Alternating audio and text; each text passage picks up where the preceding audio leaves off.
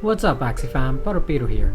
Season 19 is finally here, so let's discuss the highlights of the balancing changes, how this affects certain builds, possible new meta in Season 19, and of course, how we think our Disablosaur will do in Season 19.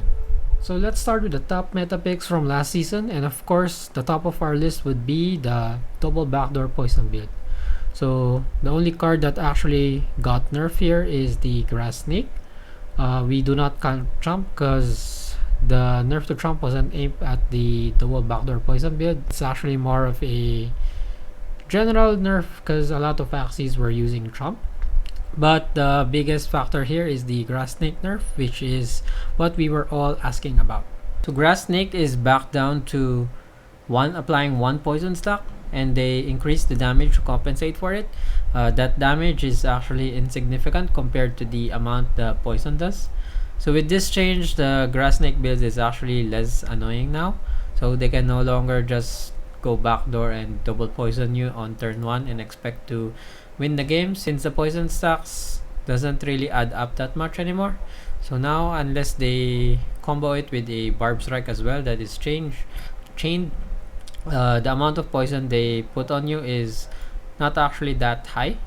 So in effect, it is actually quite harder to utilize the poisons on the backline unless they put your backliners low as well.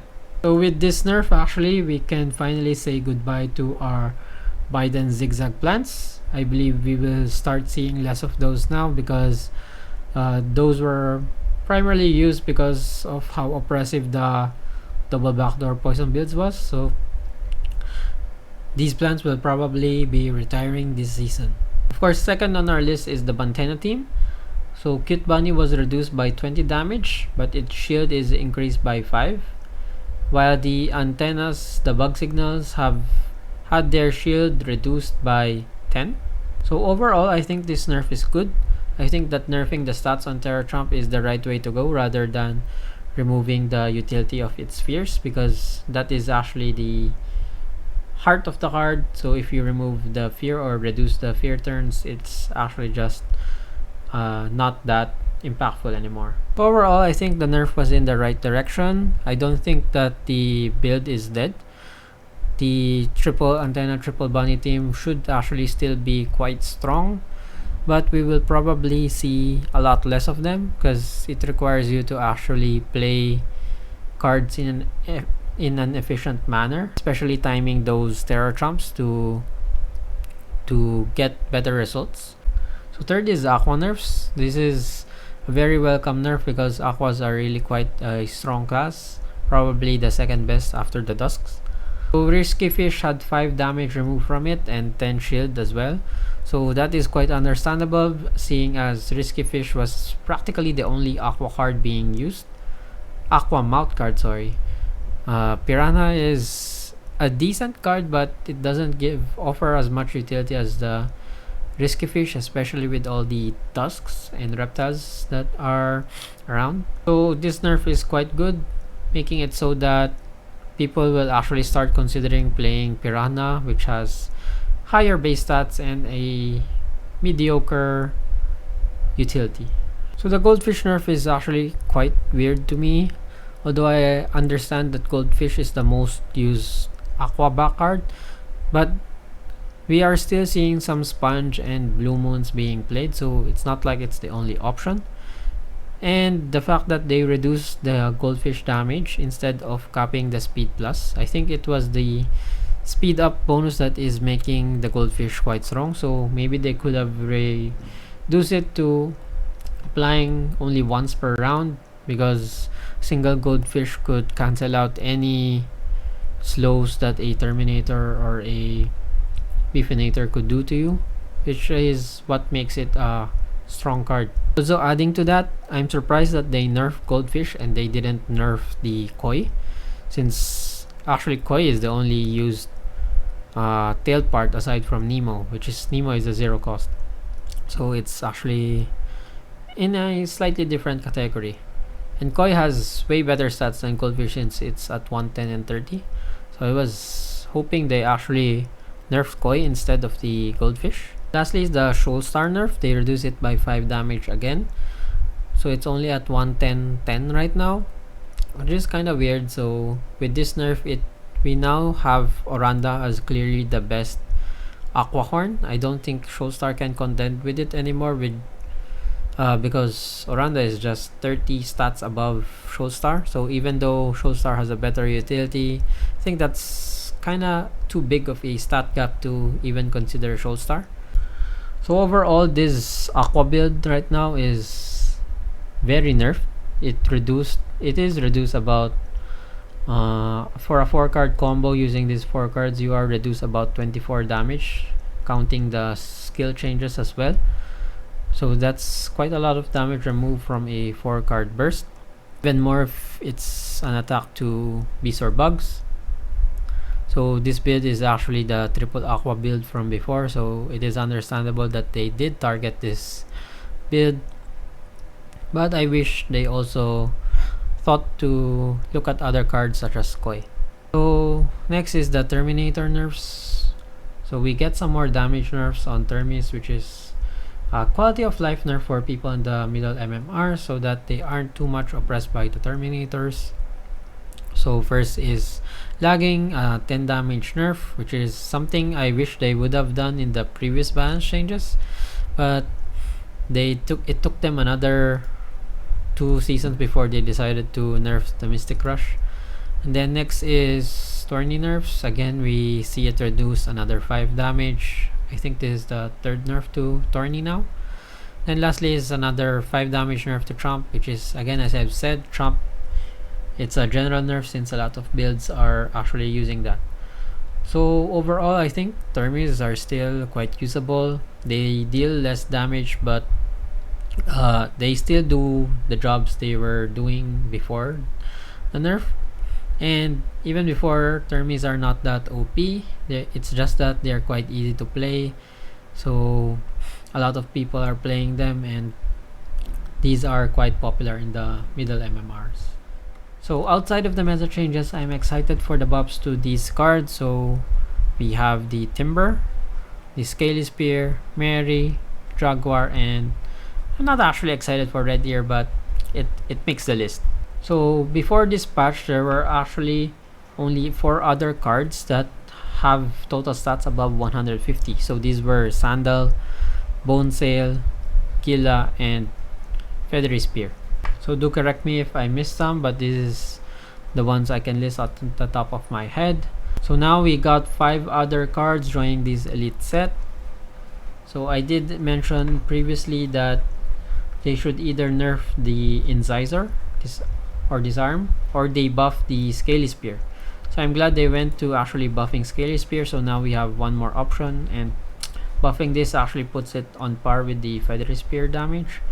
So now we might see some builds pop up using the lunge combos, the lunge chain combos. Hopefully some people test it out and do find some success with it. Another interesting thing is the buffs to Timber and Mary Legion. So Timber before was just a non-usable card. Now it's quite decent because at 80-80 at least, even if you don't hit the plant, 80 damage is quite an okay damage. Not really ideal for beast, but it at least deals something and you're not wasting anything. Mary Legion buff is quite welcome because Mary Legion was just an underwhelming card from before. So now we have 2 beast cards with high shield. I wonder if the meta shifts in such a way that beasts are actually quite tanky, or if we see these 2 cards played on an Aqua or a Dust to make them even tankier yet deal some damage against the plants. Of course, Jaguar buff is also quite welcome, although I think it was just a 5 damage buff, but Jaguar is quite a strong card that is slightly underused. But with this damage buff, I think Jaguar is quite a decent card, especially on bugs. So I do have a discard bug with a Jaguar back. So I think on bugs especially it is better since bug usually attack last. So if you somehow end in the last stand with a Jaguar next turn, you might be able to attack first. So this is a very good card right now. So lastly for this patch is the crit damage and skill calculation changes. So I believe these changes favors bugs and mechs the most, since those two have the highest combined skill and morale stats. So skill was changed such that we get flat combo damage bonus in our attacks. It no longer scales off the base attack stat of our cards. So here is the new skill formula. So the equation is combo damage equals to 0.55 times the skill point minus 12.5. So the mech has the highest skill point at 43.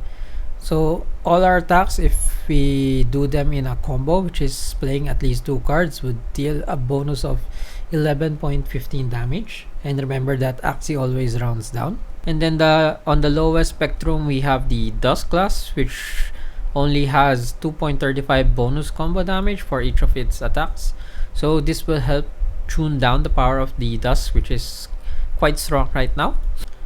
So I say bugs are also quite beneficial from this, even though they have the same skill stat as Aqua and Birds, because bugs usually have low attack cards. So for example is Pinsir, Twintail, Fishknack, even Gravel Ant and Parasite. All those cards have lower base damage. So with this change to how combo damage is computed, all those cards would have bonus damages in them. So for example, Pinsir should do 25 damage against plants when comboed. Before, in the previous patch, now it does 32 damage when comboed. Here we can see the changes to the crit damage. So at 27 morale, you only do about 45% bonus damage when dealing a crit.